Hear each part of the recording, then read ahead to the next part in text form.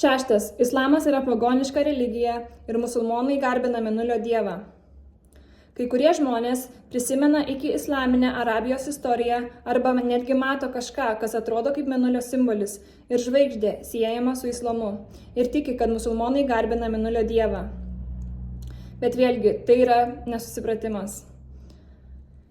Pirma, nėra jokių simbolių pačioje religijoje.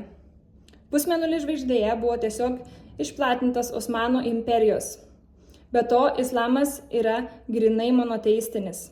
Viena eilutėje, kurioje aprašomas Allah subhanahu wa ta'ala 255. Allah, nėra kito dievo, verto garbinimo, išskyrus jį, amžinai gyvąjį, viską palaikantį, jo neapima nei mieguistumas, nei miegas, jam priklauso viskas, kas yra danguje ir viskas, kas yra žemėje.